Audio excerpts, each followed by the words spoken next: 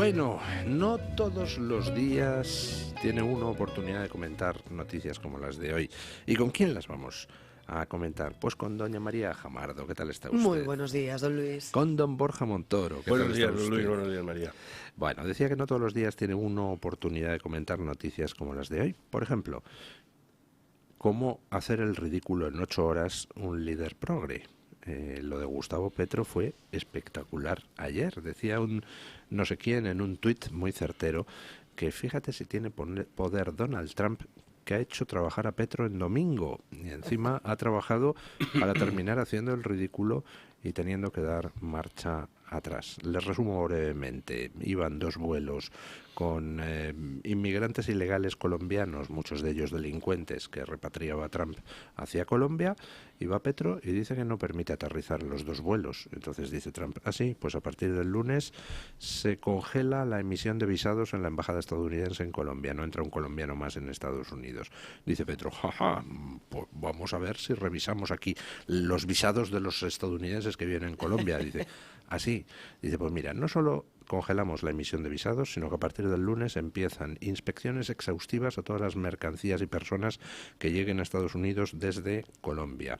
Y además, el lunes emitiremos un decreto presidencial imponiendo aranceles del 25% a todos los productos colombianos, que dentro de una semana se elevarán al 50% si no hay rectificación.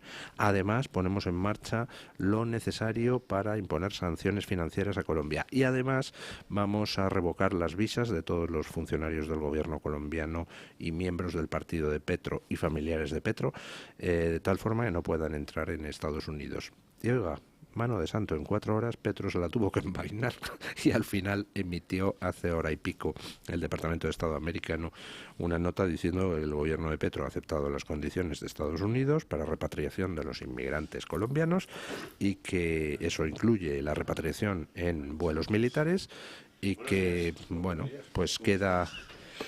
Don Julio, que pasa usted por la cámara. En el aire estamos. Don Julio. Aquí. Esto es anarquía. Buenos días, don Julio Ariza. Buenos días. Y bueno, pues Hablando de Petro. ha congelado los aranceles de momento Trump, pero dice que mantiene la prohibición de visados a colombianos hasta ver que el gobierno Petro cumple con lo que se ha comprometido. Bueno, espantoso, ridículo de Petro. Quería testar a Trump y creo que ya tiene la respuesta a qué actitud tiene Trump, ¿no? Lo que no me explico. ¿No te imaginas las llamadas de los Pablo Escobar de turno de aquí, de aquella zona? A Petro. Diciéndole a Petro, oye, que nos han puesto una vigilancia especial a nuestros productos, a todo lo que entre de Colombia. Oye, ¿pero qué estás haciendo, pendejo? A la gente y a las mercancías. Que, no sé, me parece que tienes que admitirlo, machote. Yo resumí. Esa es la clave. El caca se ha hecho caca. Porque Es que la, le llaman... en Televisión Española, por cierto, ha titulado la noticia como primera crisis diplomática de Trump. De verdad, ¿eh? Sí. Esto es... Trump está francamente preocupado. Ha entrado fuerte, está muy preocupado. La crisis diplomática de Trump está tremendamente preocupado. Sí. Entre eso y los titulares de la prensa española el otro día, afeándole su ignorancia geográfica al situar a España entre los BRICS, yo creo que Trump tiembla y no concilia el sueño en las últimas horas. Bueno, es lo que han llamado las redes sociales, creo que con muy buen criterio, la guerra de las 6 horas, que es exactamente lo que ha durado efectivamente la rendición, humillación del señor Petro en ese órdago lanzado a la administración Trump, que está demostrando que llega con las ideas claras, que los americanos le han votado para un proyecto que va a llevar a cabo desde el minuto 1, como demostró durante la toma de posesión, en la que contestaba simultáneamente a preguntas de la prensa, por cierto, ni pactadas, ni censuradas, ni escogidas, sino libremente a todos los que quisieron preguntarle, e iba firmando órdenes ejecutivas, una tras otra.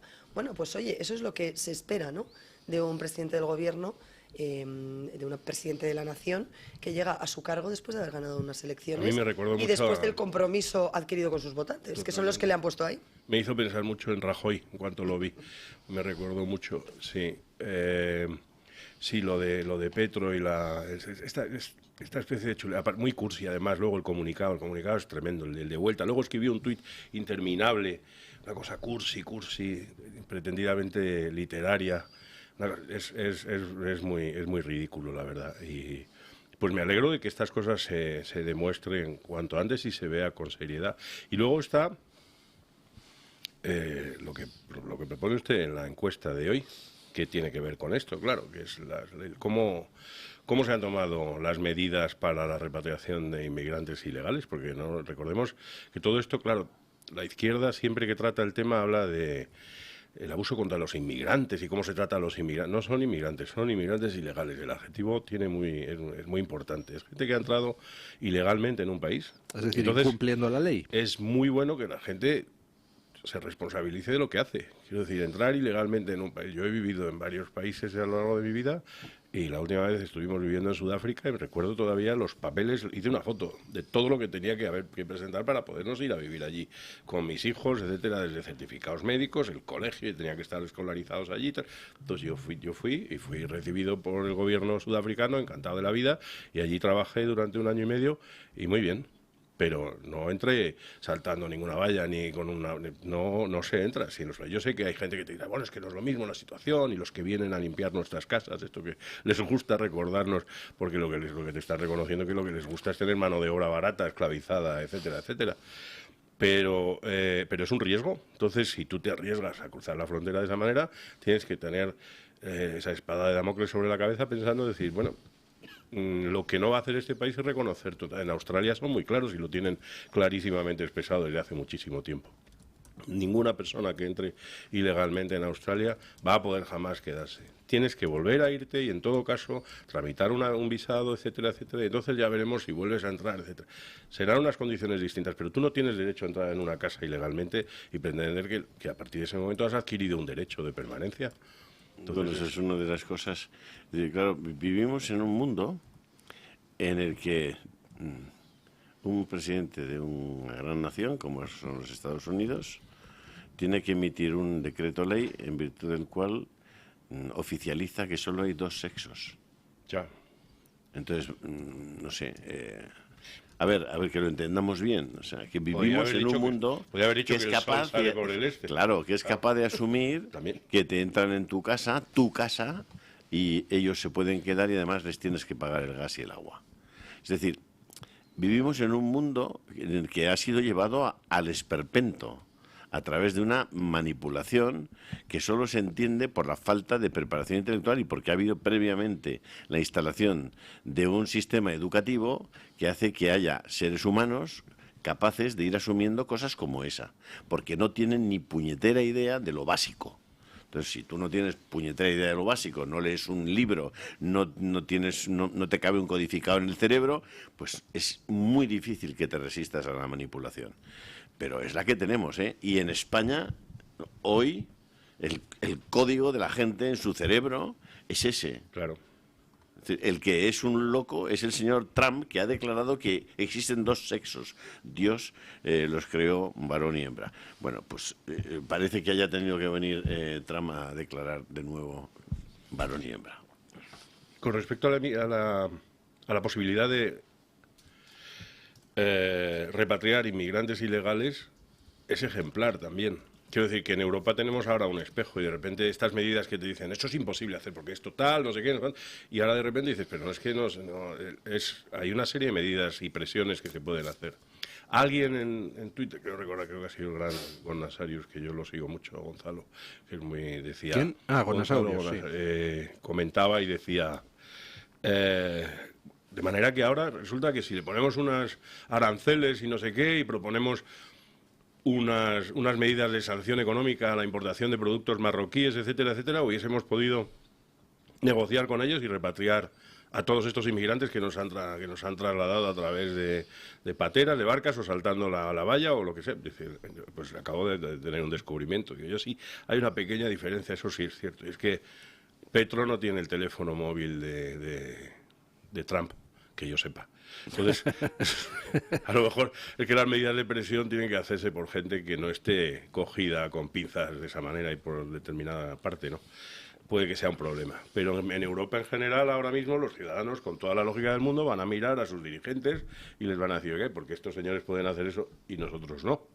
Y nosotros nos tenemos que traer aquí encima a un tipo de inmigración, la que tenemos nosotros en Europa, que es infinitamente peor y más peligrosa que la inmigración que tienen en Estados Unidos de toda la comunidad hispana, que suele ser bastante más trabajadora, etcétera, etcétera. Pero claro, eso es lo que está planteando sobre la mesa ahora mismo esta medida. En 2009, el senador Chuck Schumer dijo algo que creo que es extrapolable a la política fronteriza que ha impuesto Trump tras llegar a la administración, y dijo que la inmigración ilegal está mal. En realidad todo lo ilegal está mal, por eso es ilegal. Claro. Por eso se califica en nuestros códigos administrativos, penales, civiles, como algo no adecuado a la convivencia o a la coexistencia pactada en nuestra sociedad, simple y llanamente. Está mal. Por eso es ilegal, insisto. El adjetivo no es un adjetivo casual ni aleatorio, es un adjetivo descriptivo de una realidad. Y decía que las personas que entran en Estados Unidos sin nuestro permiso son extranjeros ilegales, y los extranjeros ilegales no deben recibir el mismo trato que las personas que entraron legalmente en Estados Unidos. Cosa que es, además, una muestra, este razonamiento, del resultado de Donald Trump en las últimas elecciones. Hay gente que cree que Trump llega por una especie de contubernio de gente de extrema derecha, blanca, racista, xenófoba, rica y fin, ¿no? La mayoría de Trump en las últimas elecciones es resultado de un conjunto de ciudadanos americanos que le votan, por cierto, de muy distinta categoría social, de muy distinta extracción económica y de muy distinto origen. Y entre otras cosas, porque cuando uno viaja y está en zonas donde las colonias, por ejemplo, hispanohablantes, como Miami, son mayoritarias, se da cuenta de que ellos mismos son los primeros interesados en que la gente que llega a Estados Unidos a buscar el sueño americano lo haga de la manera en que ellos lo hicieron, de manera regulada y de manera legal, contribuyendo, teniendo las garantías a las que te permite acceder a un estatus de ciudadano, sea ciudadano de origen o sea ciudadano de admisión, en un país que es extranjero, integrándote en su comunidad, participando de ella, asumiendo las normas, respetando las leyes. Es decir, todo lo que implica formar parte de una nueva comunidad en la que tú te integras.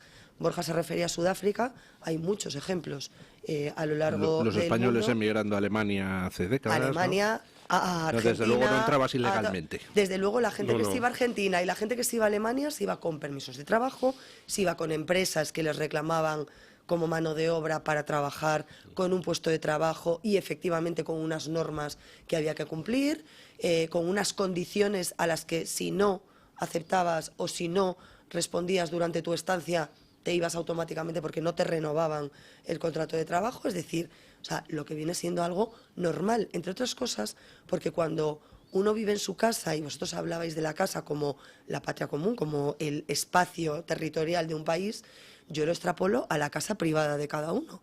Imaginemos que mañana a mí me dan la patada en la puerta y alguien entra a mi casa y se queda en una habitación y me dice, no, yo es que he entrado aquí, ya no me puedes echar. Pero ¿cómo no voy a poder echar de mi casa cuando se ha hecho con una habitación para la que yo no le he dado autorización y se queda ahí permanentemente y esa habitación la tiene hecha una leonera, no respeta nada, tiene sustancias peligrosas, no la limpia? Es decir, hombre, yo creo que un poquito de sentido común, creo que no está mal y creo que era hipernecesario. Eso que ha comentado usted de que los hispanos en Estados Unidos pues son precisamente de los que más apoyan a Trump en la mano dura con la inmigración ilegal, pues es lo que Emilio Cammani describía como el efecto portero de discoteca. Cuando tú estás a la puerta de la discoteca queriendo entrar, el portero de discoteca que no te deja entrar es tu peor enemigo, pero una vez que has pasado dentro vas a convertirse en tu mejor amigo porque no deja entrar a más gente que hagan que la discoteca esté petada, ¿no? Entonces, efectivamente, y por ejemplo, pues hay algo que la gente no sabe, y es que en Francia el Frente Nacional de Marine Le Pen tiene un caladero de votos importante entre los musulmanes de segunda generación o tercera generación que viven en Francia y que están hasta las narices de que se importe extremismo islamista desde fuera. Dicen, que además va a vivir en la casa de al lado, claro, normalmente. Exactamente.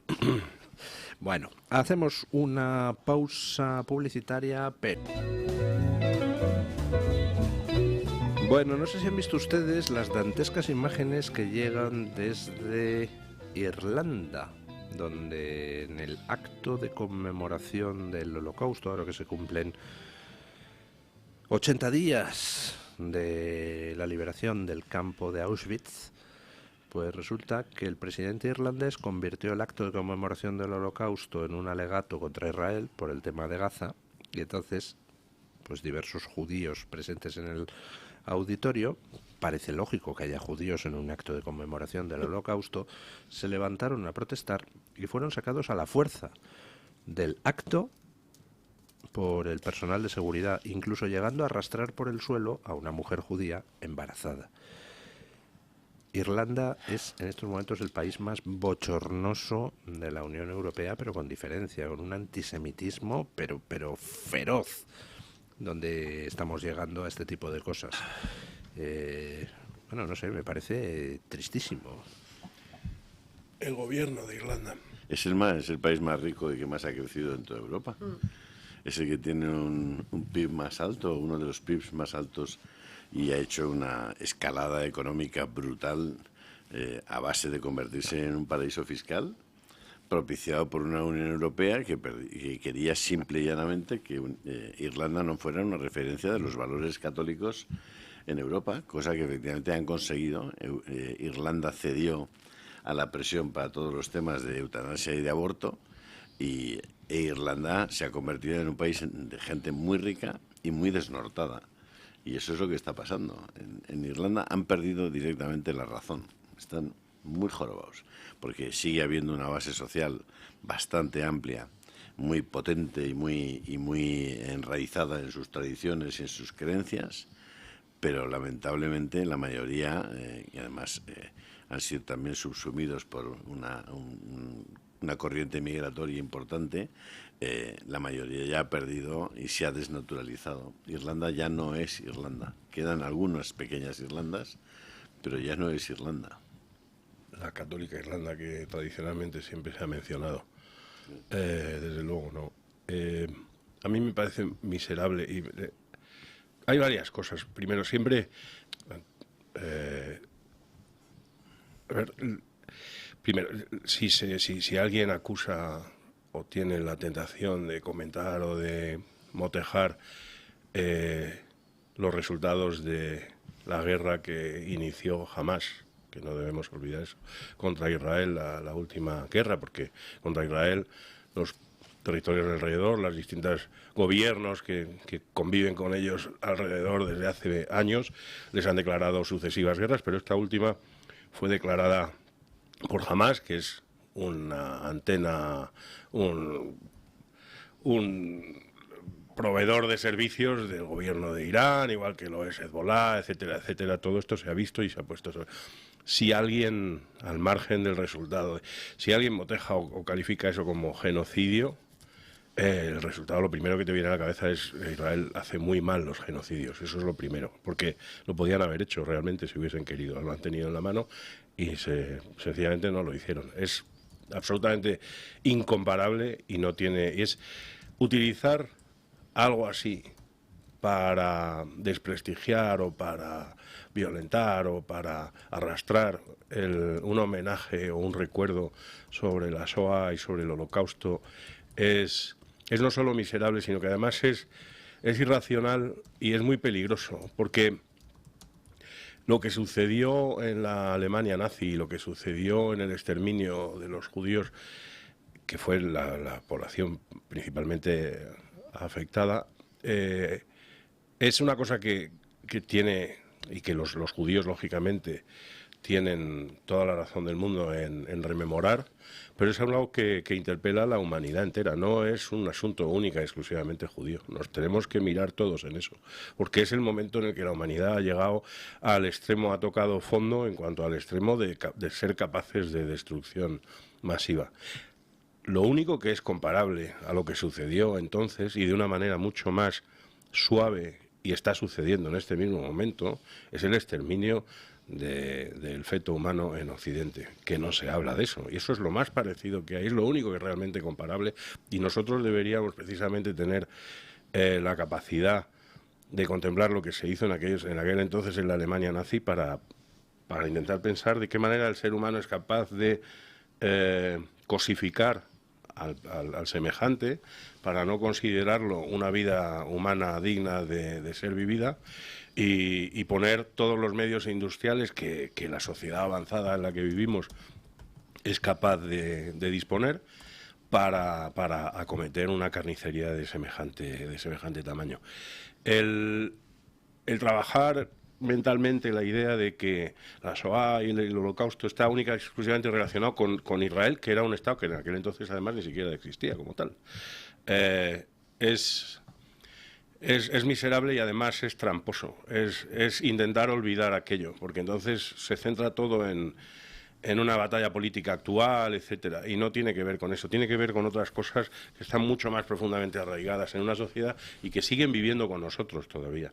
Y conviene periódicamente respetarnos y preguntarnos, etcétera, etcétera, hasta qué punto el ser humano es capaz de hacer ese tipo de barbaridades. Entonces, aprovechar, como ha hecho el gobierno irlandés, un acto de conmemoración de algo, es... Lo que dice Julio tiene toda la razón. Un gobierno irlandés que hubiese tenido el más mínimo pozo de conciencia católica aún no podría haberlo hecho, porque desde una conciencia católica no se puede hacer eso. Pero no porque sean judíos o no sean judíos, sino porque son seres humanos. Ha hecho usted un paralelismo, salvando las distancias, entre lo que fue el Holocausto y lo que es el exterminio sistemático de fetos humanos hoy en día, con el aborto convertido en un sistema más anticonceptivo y además tratado de manera industrial y con pingües beneficios para las grandes empresas abortistas. Dentro de lo que es el aborto sistemático hay una parte que es el aborto sistemático de niños con discapacidad, por ejemplo, los niños con síndrome de Down, que están desapareciendo en toda Europa. Más. Y los mismos que hacen eso, los mismos que defienden ese tipo de prácticas eugenésicas, son los que luego cogen y celebran el Día Mundial del Síndrome de Down. Es decir, si un niño con síndrome de Down logra, porque tiene unos padres, yo conozco algunos, que se han negado a abortar a ese ser humano, si alguno logra sobrevivir a la criba del aborto en el seno materno, entonces sí, le hacemos un día mundial para decir... y hacemos un calendario con fotos. Un calendario con fotos y esas cosas y tal.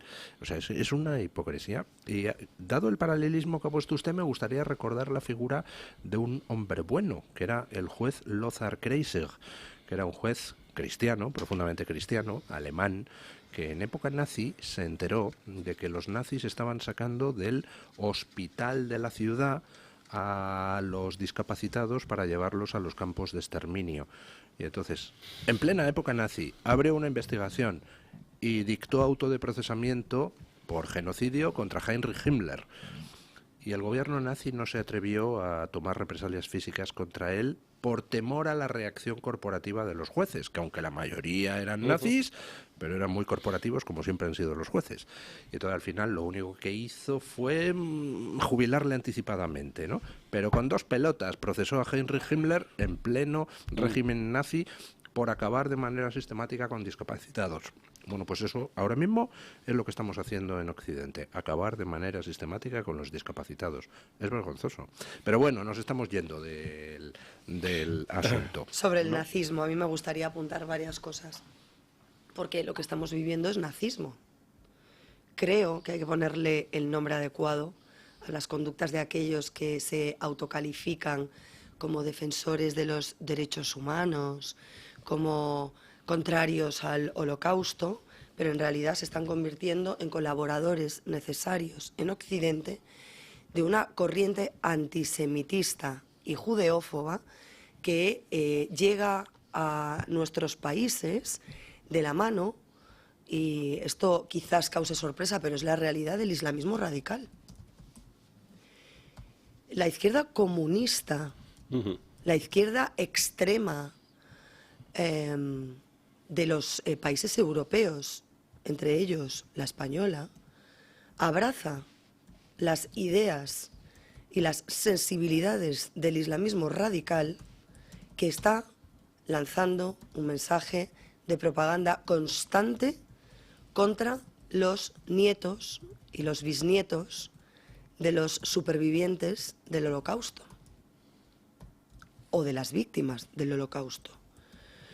Y curiosamente, esos hijos, nietos, bisnietos de quienes fueron señalados, de quienes fueron extraídos de sus casas, despojados de sus bienes, alejados de sus hijos, que rompieron familias, que maltrataron a seres humanos desde la hambruna, con trabajos físicos forzosos, y que los acabaron asesinando en miles, en millones, en cámaras de gas, resulta que ahora son los fascistas del presente, los nazis del presente.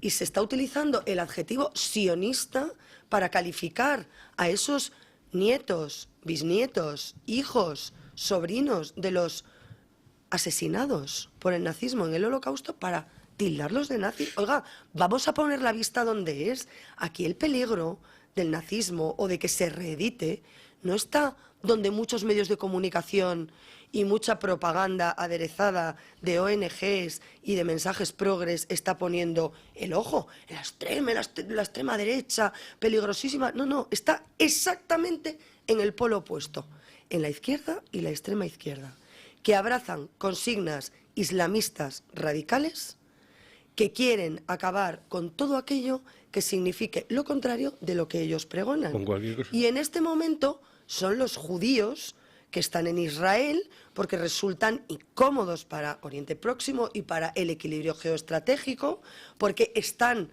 dominando la zona, porque han dañado de muerte o han herido de muerte al régimen de los ayatolás iraníes, que ha financiado, por cierto, formaciones políticas de extrema izquierda que han gobernado y han formado parte del gobierno español, y con esa consigna y bajo esa premisa están inoculando un odio permanente a los judíos, es decir, reeditando el nazismo.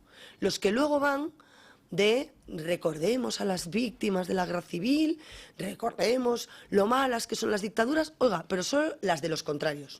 Las mías son muy buenas. Por cierto, hablando de recordemos, ayer me quedé estupefacto escuchando al majadero de Ángel Víctor Torres, que recordemos que se encarga de los temas de memoria democrática en este gobierno, diciendo en un mitin en Canarias que durante el franquismo las mujeres no podían estudiar. Ya. Pero ¿qué dice este tío?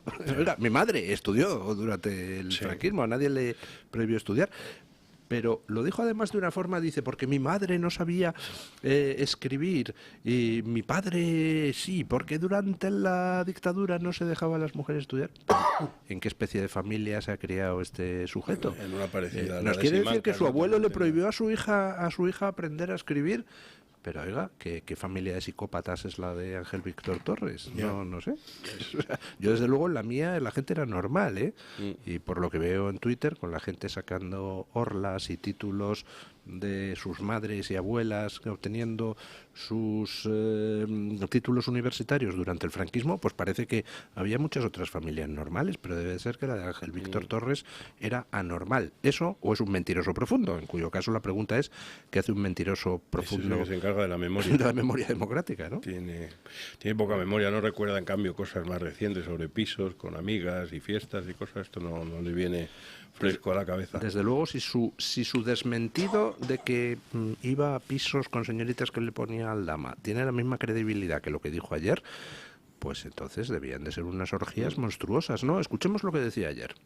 Frente a los que incluso en esto se colocan de perfil o incluso dan la espalda a un sentido común básico y es que avancemos en democracia, le decimos lo siguiente: yo quiero para mi hijo que tenga más posibilidades y oportunidades que yo. No quiero para él que mi madre no supo nunca escribir mi nombre y su padre escribía perfectamente. ¿Por qué? Porque durante los años donde no había democracia, a las mujeres no se les permitía estudiar. Fue una involución absoluta. Y tenemos que decir que la democracia es libertad. ¿Pero qué dice este tío? Aplauden, ergo creen. No, ese tipo, claro, luego nos Ministro sorprendemos. de la memoria inventada, Aplauden, ergo cobran. Memoria también, estos los que aplauden cobran probablemente. Sesgada, interesada. Sí. O sea, es decir, yo creo que no merece otro calificativo, ¿no? ¿A su madre de usted la dejaron aprender a leer y escribir? Mi madre fue una de las primeras mujeres que trabajó en banca en la época en la que casi ninguna madre trabajaba fuera de casa, porque, bueno, pues no se estilaba que tuvieran una profesión, no que no hubieran estudiado, sino que la ejercieran. Y mi madre, tengo que decir que fue una pionera, porque efectivamente compaginaba la crianza de sus hijos, como hacemos todas las mujeres de hoy en día, con su carrera profesional, que insisto, era un mundo muy masculino porque tenía que ver con la banca. Mi abuela Mi suegra fue farmacéutica y ejerció de farmacéutica. Quiero decir, y tampoco es que yo venga de una familia especialmente adinerada o aburguesada, sino de gente muy de base, muy trabajadora, y que efectivamente no se siente representada, ni yo me siento identificada con la afirmación del señor Torres. Es cierto que hay, insisto, una corriente, como la había en la reflexión que hacía antes sobre el tema del odio a los judíos.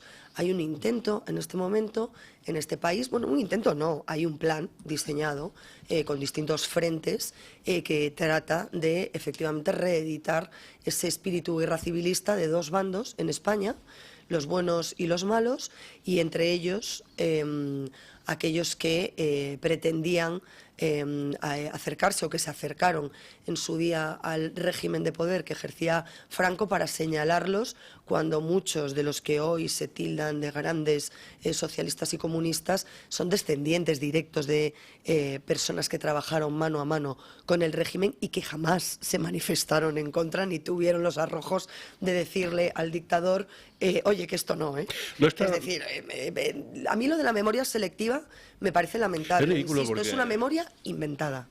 Inventada. Es ridículo porque, quiero decir, todos habíamos pasado capítulo, ya el propio régimen, porque Franco murió, pero el régimen, cuando murió Franco, el régimen estaba. Y fue el propio régimen el que evidentemente comprendió que los tiempos eran distintos y que había que cambiar, entonces se adaptó, se transformó, los procuradores en cortes entonces, todos con su... Se hicieron el harakiri. Decidieron entregar sus actas, cerraron aquello y se puso en marcha lo que se llama la transición. ¿No? Todo esto, entonces dices, ¿quién quiere volver a un régimen como aquel? No sería ni práctico ni siquiera necesario tampoco, quiero decir.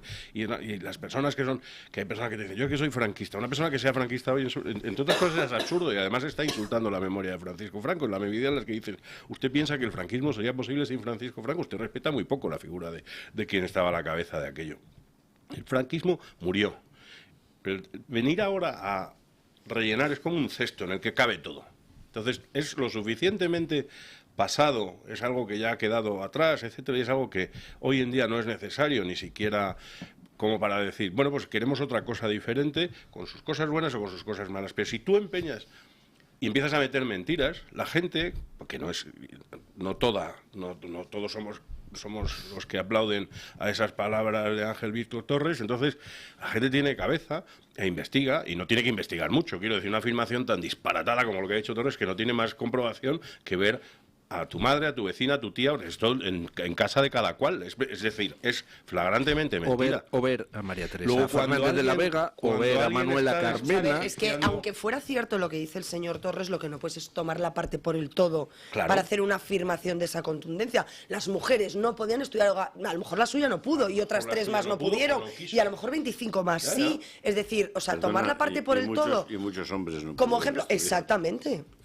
quiero decir, es un error de bulto. Cuando tú empiezas a lanzar y una manipulación mentiras sobre un régimen, estás la gente reacciona y lo que la gente hace es contemplar el régimen con simpatía, porque dicen, todo lo que nos han contado de ese régimen es como lo que nos está contando este señor. Entonces voy a indicar, y lo que está sucediendo es, cuanto más se empeñan en hablar de Franco, del régimen franquista, no sé qué, la gente se da más cuenta de que si pones en una balanza histórica al final lo que sucedió durante aquellos años, es que lo que sucedió durante aquellos años para España fue un balance muy positivo. En definitiva, un balance necesario, aún salido directamente de una situación a la que no se debería quizá haber llegado, pero desde luego no fue culpa de quienes hoy, a quienes hoy se les echa la culpa. Fue una guerra civil, que es lo peor que le puede suceder a una nación, pero fue una guerra civil buscada y deseada y celebrada y anticipada por las fuerzas de ultraizquierda que querían convertir una república democrática o una república que había llegado de una manera no muy legítima, porque venía de unas elecciones municipales que no estaban pensadas para eso, pero en definitiva, vale, bien, pero se la cargaron desde dentro. Es que ellos estaban en una revolución de izquierda, una revolución bolchevique. Entonces, la guerra civil al final fue un estallido necesario. Muy triste, muy lamentable, pero después la reconstrucción de esos 40 años fue un balance muy positivo. Se hizo muy bien. Se hizo muy bien. ¿Era necesario hacerlo de esa manera? ¿Se podía haber hecho si en el año 41 hubiésemos abierto las urnas y hubiésemos presentado partidos políticos y se hubiese presentado el Partido Socialista y el Partido Comunista? Probablemente no. No era el momento ni de hacerlo ni nada. Y en medio de una guerra mundial en Europa, patatín, patatán. No se pudo. Se fue haciendo paulatinamente y no es lo mismo el franquismo de 1942 que el franquismo de 1958. A mí hay una cosa de ese harakiri que se hace el régimen que me hace mucha gracia por la inversión de papeles.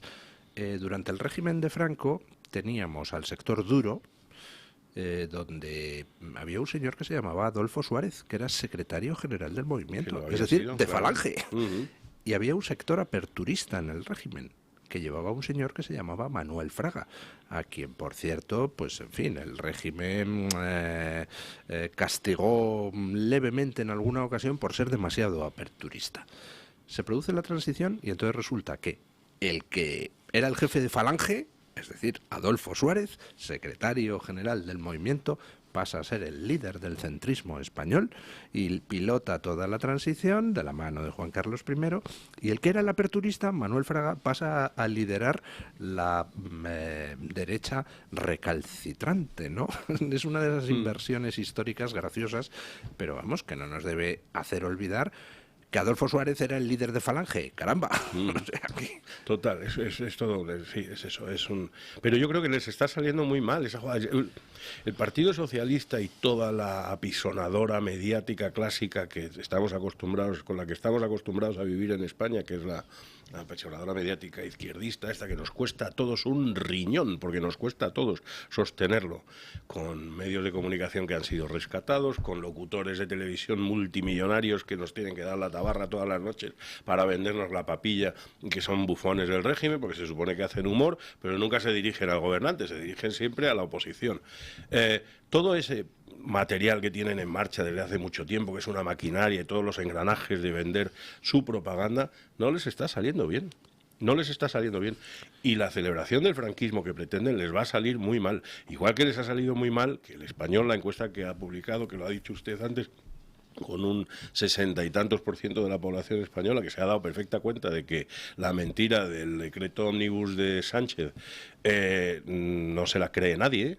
O sea, se la creen los muy partidarios de Sánchez, pero es que los muy partidarios de Sánchez son ya muy poquitos. Entonces no les está saliendo bien. Eso tiene un problema, es que van a seguir corriendo hacia adelante y nos va a costar todavía mucho más dinero. Ahora acaban de fichar a no sé quién más y seguirán fichando gente y seguirán haciendo ahora la ceremonia de los Goya cuando lleguen, harán bailes y cabriolas y todo lo que están acostumbrados. Pero son cartuchos que ya han usado y disparan con una pólvora que está muy mojada. En una sociedad tan profundamente injusta. Sí. Tan profundamente injusta. El uso del dinero público. Sí, sí. Es algo que el día que tomemos conciencia de qué están haciendo con el dinero. Es que decimos dinero público, pero es que es el dinero de Pepe, el que tiene la tabernita aquí al lado y que se ha levantado a las 5 de la mañana, se ha ido a Mercamadrid y va a estar trabajando hasta las 12 de la noche, agotado, y le llegan los autónomos y tal, y si tiene que contratar no sé quién, tiene unas condiciones penosas, etcétera. Es ese dinero que luego paga Broncano. Ese dinero en el que ahora cuando te vayas ya nos tomemos un café, ya ese IVA que vamos a pagar dentro de 10 minutos, o que todo ese dinero va para hacer cosas que no son justas, o sea, que son profundamente injustas. Este fin de semana me estudiaba una cosa que se llama Horizonte Europa. Probablemente no habéis oído hablar de eso y solo han oído hablar aquellos que viven de Horizonte Europa. Bueno, Horizonte Europa tiene un presupuesto de 95.000 millones de euros en 4 años. Es una cosa... A mí también me gustaría saber qué es, porque después de haberme leído todo lo que hay sobre Horizonte Europa, no sé qué es. Lo que sí sé es que, mira, en España, porque está la distribución por países y luego por comunidades autónomas, coges la población y coges lo que se dedica de Horizonte Europa a cada comunidad autónoma y la proporción entre Cataluña y Valencia es 5:1. Lo que se dedica en Cataluña tiene 8 millones de habitantes, vamos a ponerle, le acepto 8, y Valencia 5,5, 6, bueno, pues la proporción es 4:1.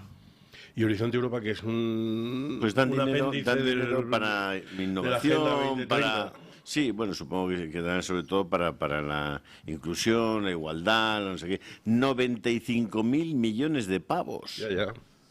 Sí, son unas cifras. Acaban de comprar en la Unión Europea, salió en la agencia de EFE ayer la noticia, 46 millones de vacunas contra el COVID. 46 millones de vacunas. Acabamos de perder... Es que, chico, es que como mires de verdad, o sea, que es lo que está haciendo Milei y por eso están todos histéricos, como mires de verdad partida por partida del gasto público, esto es una locura. Claro. Profundamente injusta. Vivimos en una sociedad profundamente injusta. Cuidado, que con todo esto y los decretos ómnibus, etcétera, que es verdad que era una gran trampa y es una gran trampa, hemos llegado a la conclusión y la gente se ha dado cuenta. Vamos a dividir los decretos y que se voten separadamente. Entonces, inmediatamente decimos, bueno, las pensiones, y ahora de repente nos vamos a hacer el retrato. Y nadie se atreve a decir, aunque separemos los decretos, cuidado, que el decreto de las pensiones es muy popular y quedas muy bien ante las cámaras y todos, votarlo y todo, vamos a revalorizar las pensiones, pero nadie está hablando claro. Aquí nadie ha dicho todavía eso de no hay plata. Es decir, no hay plata. Y si tiene que haber plata, la vamos a tener que arañar de otros sitios como los que dice Julio. No se puede. Yo no estoy de acuerdo. Yo creo que Vox sí ha abierto ese melón, el melón de las pensiones y de la insostenibilidad del sistema de las pensiones. Y muchos economistas liberales y algunos periodistas preocupados, como la que habla, por cómo vamos a sostener este entramado que se está financiando con cargo a créditos. La Seguridad Social está pidiendo créditos constantes para poder atender la cobertura social. Tenemos un gobierno que desde que llega al poder, en las 2 legislaturas en las que lleva, está dopando la economía y está haciendo crecer aparentemente los resultados económicos o manteniéndolos dentro de las circunstancias en las que estamos a base de gasto y de endeudamiento, por lo tanto. Entonces, yo creo que sí que hay una cierta corriente ideológica o de pensamiento, no ideológica, de pensamiento, que habla claro de cómo el sistema de pensiones, sobre todo con la demografía a la que nos enfrentamos, que es una base menor de trabajadores que la de perceptores de pensiones, que va a distanciarse todavía más en los próximos años, porque la gente cada vez tiene menos hijos y porque la calidad de vida, afortunadamente para todos, por los avances tecnológicos y sanitarios, es mayor.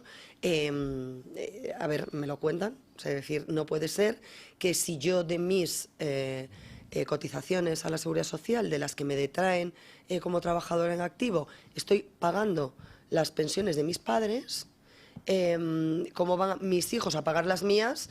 Si, insisto, cada vez tenemos menos hijos y yo tengo X hijos, pero hay gente que tiene X menos hijos y hay otra que tiene 0 hijos. Entonces, es inevitable poner ese cascabel al gato, y creo que sí que hay proyectos o planteamientos sobre la mesa que tienen que ver con eso, pero es que ahora mismo es tal el ansia electoral y el ansia por intentar ganar la mayor cuota de electores posible para provocar un cambio de gobierno o favorecerlo en las próximas elecciones generales, que están todos abonados a esa competición de a ver quién es el culpable de que no se suban las pensiones, o quién es el que las sube más o las sube menos, o las garantiza o no las garantiza. Y bueno, así nos irá, pero en el corto plazo es lo que nos espera. Pausa publicitaria y nos vamos a hablar de la ordenación de obispas. O sea, no de avispas, ¿no? No, lo de González Pinipons, yo creo que lo hace aposta para hundir al PP, ¿no?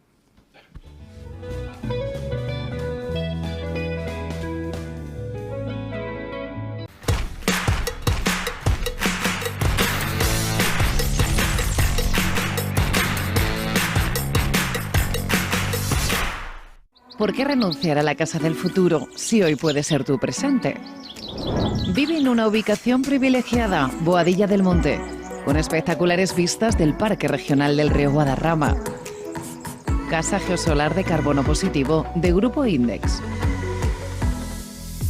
31 viviendas unifamiliares pareadas con parcela privada, 100% personalizables, de la distribución a los detalles, con geotermia y con placas solares. Ahorra hasta un 70% en las facturas energéticas. Diseño de interiores incluido. 350 metros cuadrados construidos y hasta 500 metros cuadrados de parcela privada. No dejes de vivir ahora tu sueño del futuro. Residencial Prado Chico. La casa del futuro, mejor desde hoy. GrupoIndexMadrid.com 655 33 89 82.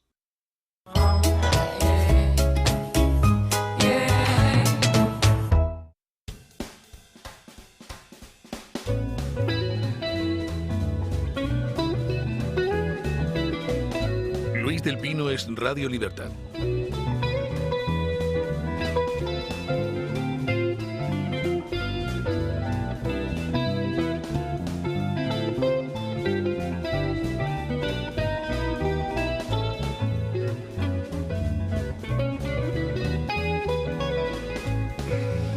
Bueno, ¿ustedes creen que lo de González Pons es boicoteo deliberado del PP? ¿O es que el muchacho es así? Porque ha escrito un artículo pues diciendo que le parece muy bien que una obispa anglicana pues le afeara a Trump su política con los transgénero, y que además la Iglesia, y que Trump se comporta como el macho alfa de una manada de gorilas, y además que la Iglesia debería nombrar obispas como esta anglicana. Pero...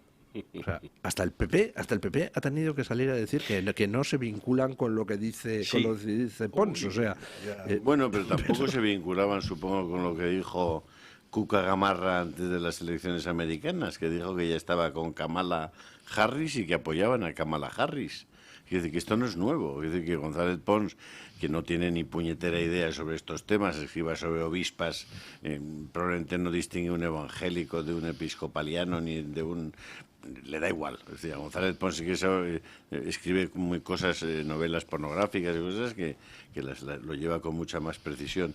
Pero el hecho de que González Pons felicite a una obispa solo por el hecho de que la obispa le diga una serie de cosas, por cierto, de forma bastante injusta y desde luego muy poco oportuna y muy mal educada al nuevo presidente de los Estados Unidos, bueno, pues es una manifestación más. ¿Qué quieres? ¿Colocarte donde está Sánchez también en eso? Aparte de pactar con el PSOE todo en Europa y aparte de tener a tu hijo llevando Gazprom en España y aparte de dedicarte al lobismo de forma furibunda, vas a acabar con el PP, Esteban, vas a acabar con el PP. Me estás haciendo todo lo posible para acabar con el Partido Popular. Yo, dos cosillas. Perdón, María. No, adelante, por Dios. Con respecto a este episodio tan entretenido de González Pons. Lo primero es eso de va a acabar con el PP. El PP se basta y se sobra para acabar con sí mismo. Yo planteé, cuando leí el de González Pons, planteé y pensé, esto tiene que ser también que hayan llamado del Génova y hayan dicho, hay que hacer algo para intentar que la gente deje de hablar de la descomunal cagada, iba a decir cagada y lo he dicho, de Feijóo, que no me gusta usar, pero es que no tengo otra palabra, el disparate que se le ocurrió a Feijóo el viernes de decir que su remedio para el problema de la vivienda, los alquileres, los ocupas, hizo un pastiche con todo y nos dijo que es que los contribuyentes vamos a pagar a los inquiocupas. Que entonces de esa manera el propietario cobra y el inquiocupa no tiene problema, se queda y entonces todo el mundo contento porque como estamos los contribuyentes, el seguro este que hizo... ¿Te dijo eso? Sí, a ver... El problema es que, claro, entonces yo creo que en algún momento alguien dijo, porque las redes reaccionaron, y reaccionaron por muchos sitios que no son solamente partidarios de Vox. Siempre está el perfil pepero que prefiere, yo escondo la cabeza, me callo, etcétera y tal, pero hubo mucha gente que reaccionó y dijo, esto es un verdadero disparate, porque era un disparate descomunal. Entonces yo creo que alguien dijo, alguien tiene que decir alguna barbaridad para que se olvide lo que ha dicho Feijóo. Dijeron, ¿a quién? Cuca, Semper, no. Necesitamos al maestro Sensei. Alguien tiene que hacer una de las gordas, y para eso está Pons. Pons es único, para eso es el mejor. Entonces, pues sacaron a González Pons, que seguramente no hay que pincharlo mucho. No creo que sucediese de esa manera, pero es una tontería que me invento. Pero es verdad que a partir del momento en que estamos hablando de lo de Pons, nos hemos olvidado de la majadería descomunal, que como fue el viernes, hoy es lunes, pues probablemente no ha entrado mucho en las tertulias, y seguro que en las tertulias o en las cabeceras de determinados medios no ha aparecido, pero la chorrada está ahí. Quiero decir, no es una chorrada, es un disparate descomunal lo que planteó Feijóo. Ahora, hoy estamos hablando de Pons, que es muy divertido también, no sé cuánto. Otra cosa que me ha sorprendido es, efectivamente, el Partido Popular ha emitido un comunicado para desvincularse de las palabras de Pons, pero el comunicado que ha emitido el Partido Popular, que a mí me ha recordado a un tuit que escribió mi queridísimo y muy admirado Juan Ramón Rayo, que yo le tengo mucho cariño y lo critico y estoy dentro a veces a tal, pero yo tuve el honor de ser invitado por él para dar una charla mano a mano con Carlos Rodríguez Brown en el Instituto Juan de Mariana cuando lo presidía él, etcétera. Es un hombre cuyas opiniones respeto mucho, pero cuando habló de esa majadería de Pons, él dijo, de manera que el Partido Popular ahora se va a dedicar a decirle a una organización privada cómo qué tiene que hacer para organizarse por dentro, por su cuenta. Y es una crítica que yo la vi y dije, vale, sí, o sea, quiero decir, hay una parte formal. ¿Es lo que ha respondido el PP? Es exactamente lo que ha respondido. Es decir, te quedas en la crítica formal, es decir, en el andamiaje. Sí, hay una parte de crítica formal de quién es usted, pero no. Hay una parte material, es decir, al margen de que el comunicado sea oportuno o no, o decirle a una organización privada, hay que entrar en el meollo del comunicado, porque no es un comunicado cualquiera, no es que la obispa dijese algo, le dijese a Trump algo, es que la obispa le dijo determinadas cosas, muy concretas, que además Pons las trae. Pons lo que reivindica no es qué le tengo que decir a la Iglesia, sino le voy a decir esto y esto a la Iglesia. Y lo que estaba reivindicando Pons es una agenda. Es exactamente la Agenda 2030 y es la Agenda Progre, tal cual. Y eso es lo que está defendiendo. Y cuando el Partido Popular ha venido a desvincularse de Pons, ha venido a desvincularse en el aspecto formal. Es decir, en lo mismo que escribía Rayo. Nosotros no nos metemos en cómo la Iglesia organiza, no sé, pero no han criticado lo que está en el contenido. No es que no es la Iglesia, es que es el Estado Vaticano. El Estado Vaticano acaba de aprobar una legislación anti-inmigración que es probablemente la más dura del mundo. Sí. Entonces, no es la Iglesia, hombre, a mí no tiene nada que ver con la parroquia del Espíritu Santo. Ahí. Sobre lo que ha escrito Pons, o sea, lo que han criticado es la formalidad de que Pons se dirija a decirle a la Iglesia lo que tiene que hacer o dejar de hacer. Pero sobre lo que ha escrito Pons, el Partido Popular no ha dicho, no estoy de acuerdo en esto que dice sobre el cambio climático. Pero si a mí me parece el voto una estupidez sobre otra estupidez. Claro. Me vais a perdonar. Me parece una estupidez soberana el artículo del señor González Pons, porque la Iglesia Católica ordenará sacerdote a quien le dé la gana, real gana, y me parece una estupidez soberana que el PP salga a desmentir una estupidez soberana. O sea, ¿a qué estamos? Insisto, ¿a qué estamos? O sea, esto es la oposición. O sea, insisto, es que es de broma, vamos, o sea, con la que tenemos encima. Teniendo en cuenta que... Con la que tenemos encima el relato constante, la apisonadora de Sánchez y todos los suyos con un relato lleno de bulos, día tras día. atacando a los jueces por 4 o 5 frentes diferentes para amordazarlos, controlarlos y colar hasta 1000 afines para darle una vueltita a la judicatura, ya que los que están son un poquito rebeldes y no quieren hacer lo que yo digo. Hombre, de verdad, las instituciones totalmente corrompidas y estamos con desmentidos de chorradas. De manera que el PP cuando critica a Vox y dice, en esta situación tremenda en la que estamos, Vox se dedica más a criticar al PP que al gobierno. Y el PP se dedica más a criticar a Trump que al gobierno. De verdad del artículo de Pons, yo creo que aparte de la estupidez de lo de las obispas y pretender decirle a la Iglesia Católica lo que debe o no debe hacer, eso lo hizo una ministra de gobierno también la semana pasada. Sí, pero alguien en la logia de Pons debería decirle, oye, macho, deja de desacreditarnos, tío, de verdad, no todos los masones somos tan tontos.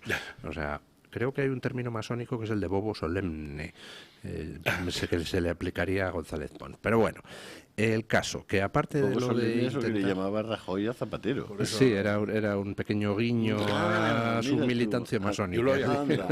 Sí, fíjate, no lo sabía. Bueno, bobo solemne, qué bueno. El caso, que eso de pretender con ese artículo erigirse en un guerrero anti-Trump, eso es lo más letal para el Partido Popular en estos momentos. O sea, no se le ocurre ni al que asola manteca. Se le ocurre a Petro.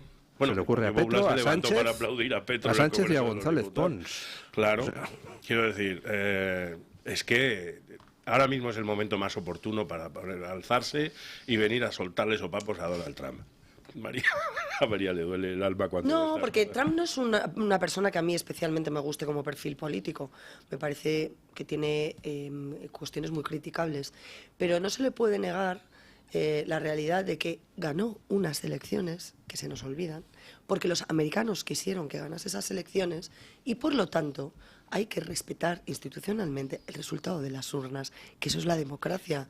Es que estoy ya hasta los mismísimos de que aquí nos estén contando todo el día lo que es democrático, lo que no es democrático, y que un gobierno que no gana las elecciones, que obtiene un resultado pésimo, que está conformado en torno a pactos con bilduetarras, prófugos de la justicia, radicales de izquierdas, tal, sea muy legítimo y muy democrático y haya que respetarlo, y uno que sale de unas urnas con una mayoría aplastante y que cumple desde el minuto 1 con los decretos ejecutivos que se ha comprometido a poner en marcha en cuanto llegue al poder, reciba todas las críticas. Oiga, vale ya.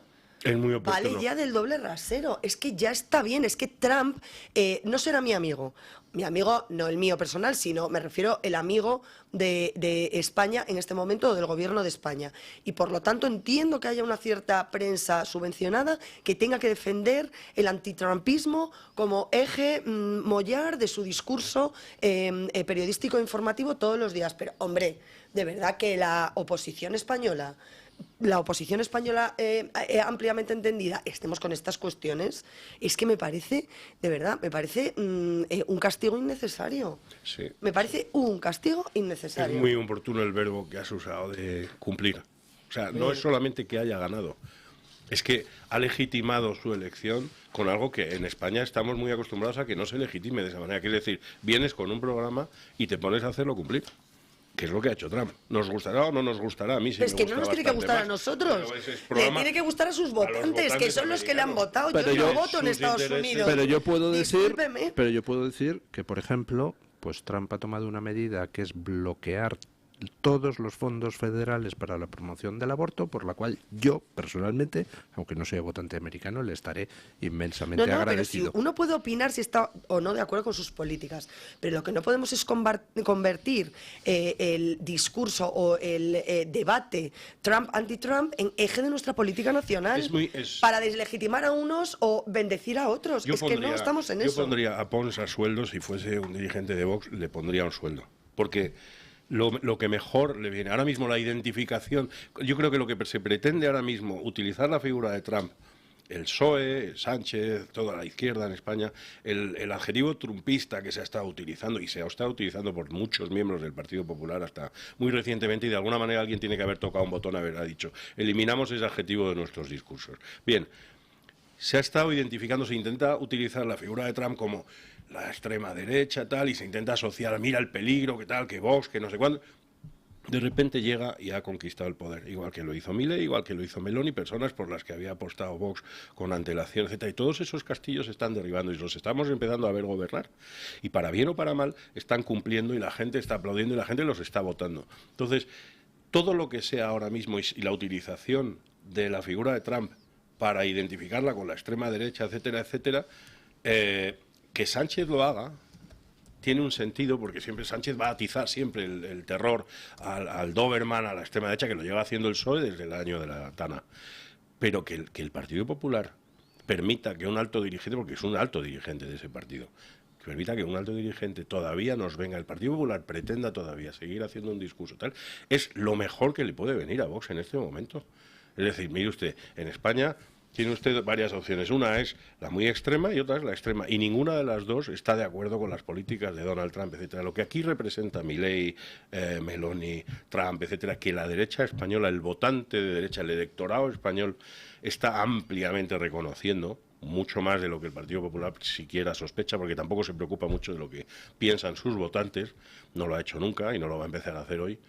Eso a Vox le viene de órdago, porque además todavía no estamos en periodo electoral, no lo sabemos si lo estamos o no. Ahí empieza a haber run y pistas que nos dice que vamos en esa dirección. Una de ellas es la encuesta de Michavila. Pero síntoma inequívoco de que vamos a elecciones de forma inmediata. Bueno, yo creo que nunca hemos dejado de estar en periodo electoral, nunca hemos dejado. Pero el día que lleguemos y aparezca una presencia de Elon Musk en un meeting de Vox, hay un montón de medios tradicionales en España que van a comprobar hasta qué punto el poder que ellos piensan que tienen hoy en día sobre la opinión pública no es tan descomunal como parece, ¿eh? No lo sé. No se preocupen, han buscado alternativas a X y están petándolo en Blue Sky. En Blue Sky, sí. ¿Cuántos han vuelto ya? No, pero están ahí, son como la vieja al visillo, que se van, pero están ahí mirando todo el rato, a ver, y además amenazando con irse como si alguien nos importara. Bueno, tienen un problema, porque leí el otro día que el Mundo Today, que se había ido, muy digno y tal, es el momento de irse. Y en cambio han vuelto reconociendo, dice, bueno, es que yo tengo que ofrecer una serie de cifras de visualizaciones para mi publicidad. Es curioso, porque cuando X, que era Twitter antes, estaba absolutamente colonizado y arrasado por los bots de izquierda y extrema izquierda que tantos hemos padecido y hemos tenido que aguantar, y eso, la libertad de expresión, ahora en el momento en que la tendencia cambia y se escora hacia el lado contrario o se abre para permitir cualquier tipo de opinión de las que son políticamente correctas y de las que no, ahora ya es una dictadura insoportable. Totalmente. Para aquellos que ejercían una dictadura contra los que pensábamos contracorriente hace algunos años y éramos víctimas de todo tipo de campañas mediáticas y en redes sociales para desacreditarnos. Que han ido allí a rendir pleitesía y a subir y bajar el tobogán bajo la orden del amo, ni Zuckerberg, ni Bezos, ni ninguna gran tecnológica ya es respetada por... Ahora ya son todos los ¿cómo los llama esto? Los tecnomagnates o ahora ya son todos el enemigo público número uno. Porque ahora han llegado y ahora dentro de poco Marvel y Disney y no sé qué, no sé cuántos, como también harán lo propio, porque todos tienen un negocio que cuidar, pues ahora vamos a empezar a ver críticas por todas partes, a Netflix, a Marvel, no hace falta más que empiecen. Nada, nos quedamos con los Goya y con la cultura con K española, que es maravillosa, es un cine taquillero donde los haya, claro. Y así estamos. ¿Cuál? El cine español, que es taquillerísimo. ¿Cómo se llama esta? Que los Goya es una prueba evidente de cómo es de potente nuestra industria cinematográfica. Sobre todo en Panamá. Sí, ¿verdad? Sí, allí... sobre todo. Ahorran mucho en Panamá nuestra industria cinematográfica. ¿Esto cómo se puede investigar? Tú que estás mucho más relacionada con eso, estas historias de cuentas en República Dominicana, salieron. En su día Almodóvar se le puso contra su propio espejo de la hipocresía de una persona que va dando lecciones de moral, de la sanidad pública, del cine y tal, y resulta que tenía un offshore como cualquier hijo de vecino de la cúpula del socialismo internacional. Del solidario fisco español, tremendo. Para que todos es una gloria pagar impuestos. Ya, pero como siempre... Moral. pasa eso, que cuando los paraísos fiscales los utilizan la derecha o algún ministro de derecha y demás, es lo peor de lo peor, y cuando se da la casualidad de que se piden disculpas y a otra cosa mariposa y ya no pasa nada. Bueno, a Soria le costó la carrera. Sí. Y en cambio Almodóvar sigue cobrando del Ministerio de Cultura español. Las cosas son así. A mí lo que más gracia me hizo fue ver los artículos en el periódico El País cargando contra Soria porque hacía 20 años había formado parte de una empresa familiar en Panamá, ¿no? Sí, entonces me molesté en enseñar pues un especial que había publicado El País hacía pocas semanas, donde era guía para invertir en Panamá, ¿no? Y dices, ajá, o sea que pedimos la cabeza de Soria por invertir en Panamá cuando publicamos hace escasas semanas una guía para invertir en Panamá. Resulta curioso, ¿no? Me están dando ganas de que me dé pena Soria, pero me acuerdo de María San Gil. Se me pasan. Tiene usted razón, Se me pasan. Todo lo que le pasara le está bien merecido por aquello de María San Gil, burlarse de yo el que llore por Soria. Tiene usted toda la razón del mundo. Bueno, invoco a nuestros compañeros para que vayan viniendo con la opinión de los oyentes. Pero no me han dicho ustedes qué les ha parecido la encuesta de GAT3. ¿Estamos ya en modo electoral o...? Las encuestas, yo las voy contemplando un poco todas en general. Las encuestas mantienen, bueno, el PSOE va bajando, pese a que Sumar y Podemos van completamente en picado hacia abajo. El PSOE no recupera ese voto. El PP se mantiene más o menos igual, dependiendo de la encuesta. En algunas sube un poquito, en otras más, y luego ya mucha bola.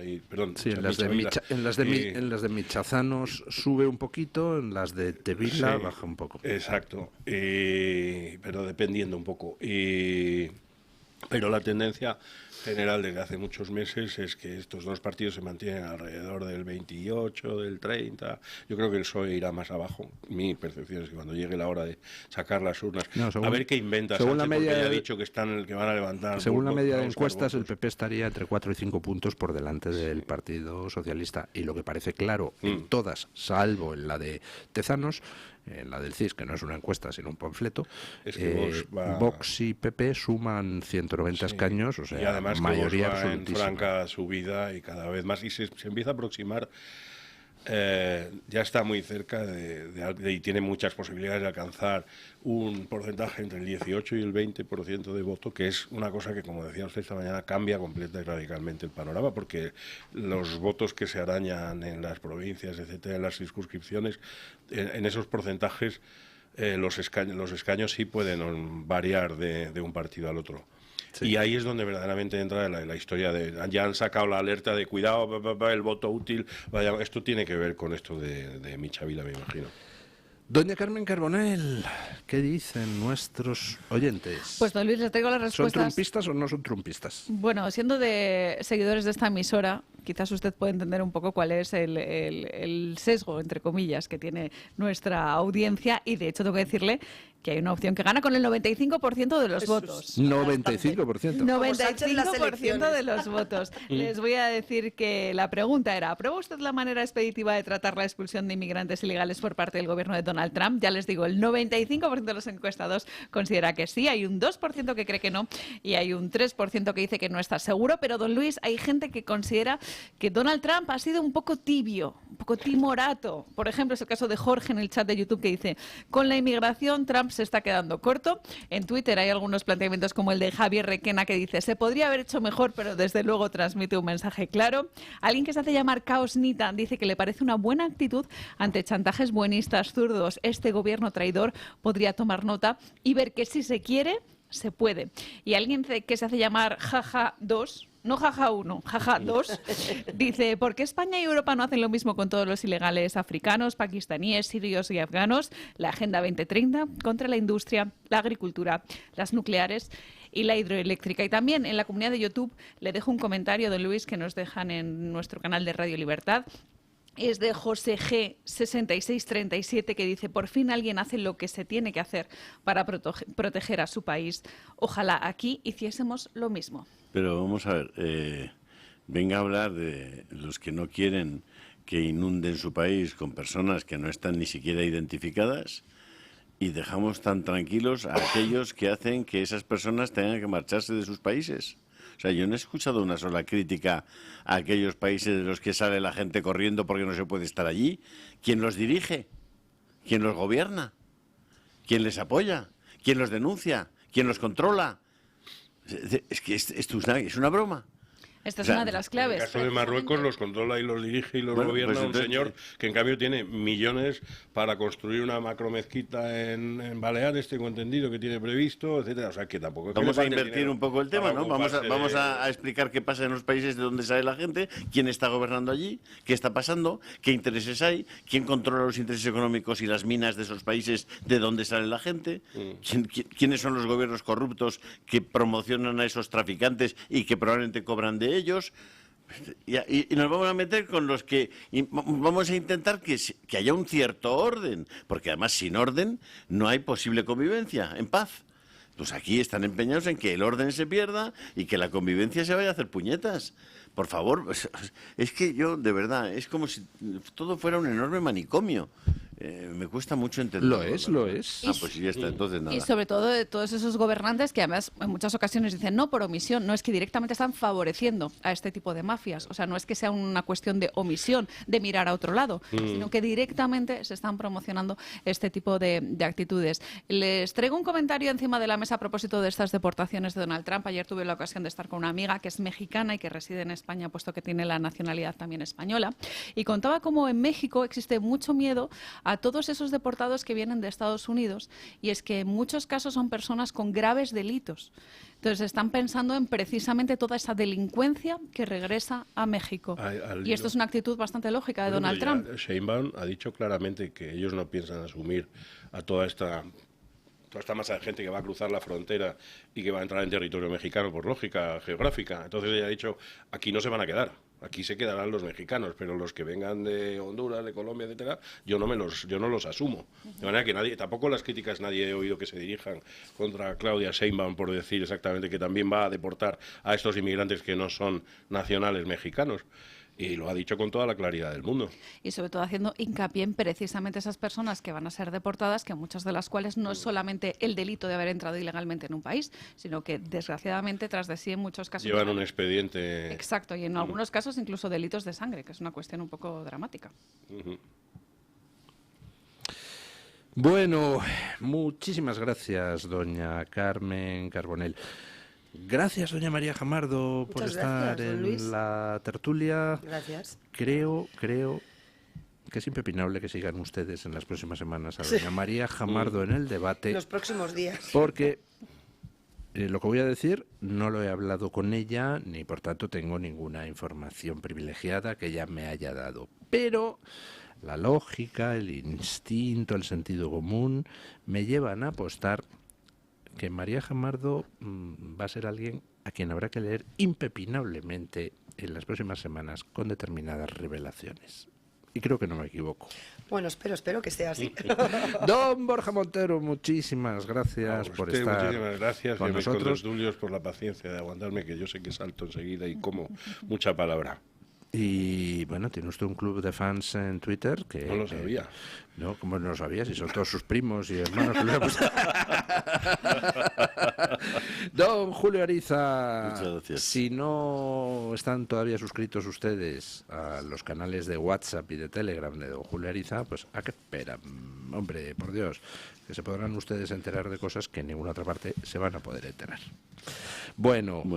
Terminamos, ponemos punto final a la tertulia con nuestro amigo don Paco Linares, que hoy nos quiere hablar de la ley más famosa de todos los tiempos, la ley del embudo. Buenos días, don Paco. La ley del embudo sirve como estrategia política para algunos partidos y engañan a los votantes. Buenos días, don Luis del Pino, gracias.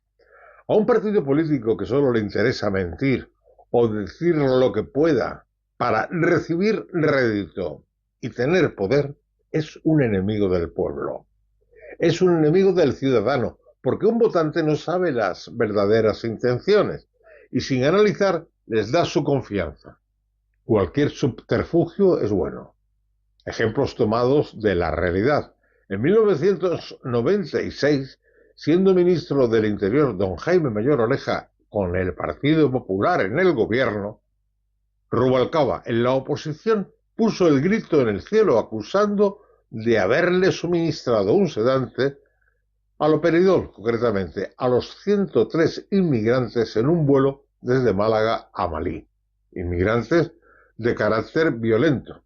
Pero cuando en verano de 2007 gobernaba el PSOE, ojo al dato, el departamento de Rubalcaba aprobó un amplio paquete de medidas en el que se permitía usar la fuerza contra inmigrantes sin papeles que se opusieran a su deportación, atreviéndose incluso a su inmovilización o el uso de drogas.